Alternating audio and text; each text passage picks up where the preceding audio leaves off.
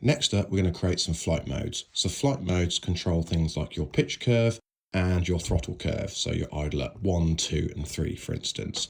All of these settings are stored within the radio. You can also assign your draw rates, your style, your flight agility also to your flight modes. And we're going to go into model menu, flight modes. Okay, so I want to replicate my current radio experience, which is that I have a switch to control the motor state. So that's going to be this switch here, and I'm going to be in the position of off, auto, motor on. And then I'm also when I'm in motor on, I'm going to have my banks, which will be bank 1, 2, and 3. Now, just a word of note to current Spirit users. You would be used to the concept of enabling bank switching within the flybarless unit. I am not enabling bank switching within the flybarless unit. With the Spirit Wave TX, we can actually just use the flight modes to vary things like the head gain, the tail gain, etc. So not using the inbuilt banks within the flybarless unit, I'm going to be using flight modes, but I will now be referring to those as banks because that's just what I'm used to, okay? So that's what I'm going to try and create. I'm also, for the benefit of nitro users, I'm also going to add a throttle cut condition as well, which I'm going to assign to this switch as well, okay? So first thing, I've gone into this screen and we already have a flight condition and it's permanently enabled. And the reason why it's permanently enabled is it's not been assigned to a switch fully yet. So I'm going to rename this and I'm just going to call it off.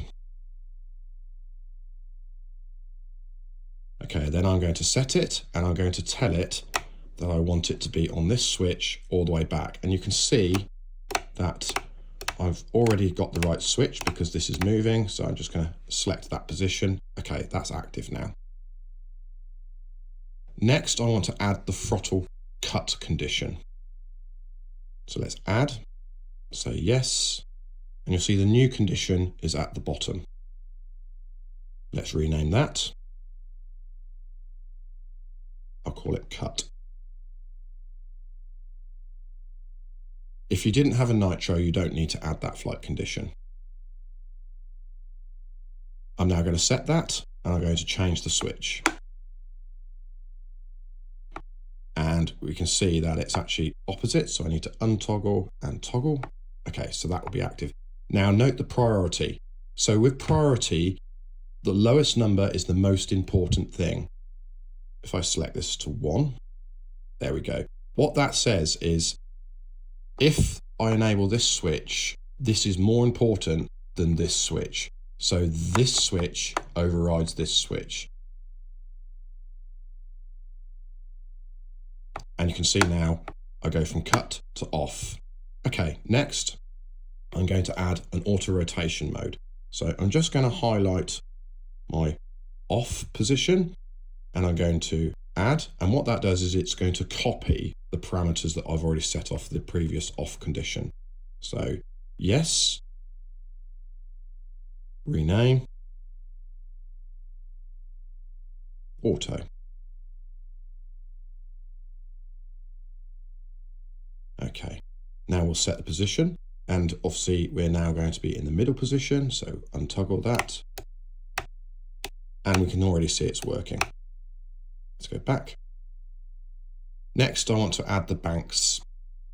So highlight this, add, yes, rename, bank. Ooh.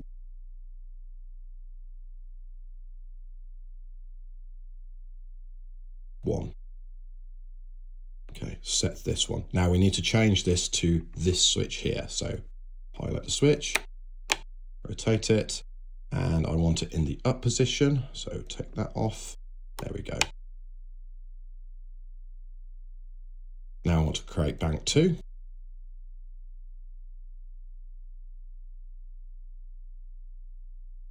So that will be the mid position, which I've done, and I'll rename it as well.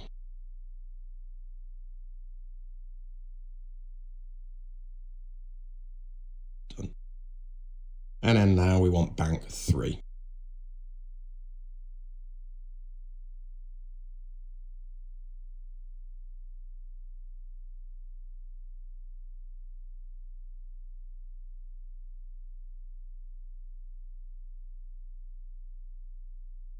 Set, and we want that in the 3rd position there. Okay, we can check that now to make sure that's all working as we expect. So we're currently in motor off, auto, bank 1, bank 2, bank 3. If I go into motor off, doesn't matter where this switch is, it will take priority because it's a lower number in the priority index. So it's more important. So if I go to auto and then off, that takes priority over this switch. Likewise, if I'm in motor on and bank 3 and I hit throttle cut, it overrides it. And obviously we also always have the safety switch as well, so that will hit it into hold as well. So you've got 2 safety measures there.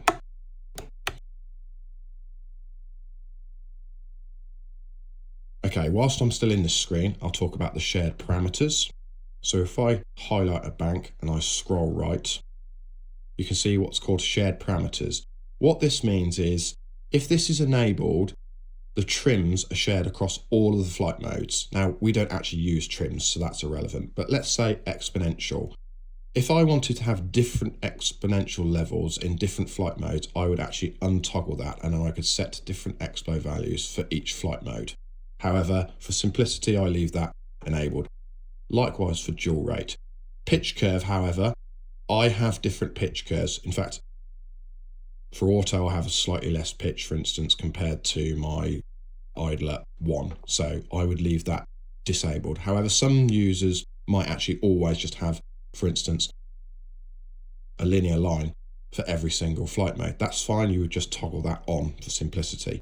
Throttle curve, for the way I'm setting up this template, I would never have that shared. And we'll talk about our throttle curves later and you'll understand why I wouldn't share it. Likewise for gyro gain, I often have different levels of tail gyro gain, and that refers to the tail gyro gain there. I would always have a different tail gyro gain for different flight modes. So again, I wouldn't share that. So that's what shared parameters are in a nutshell.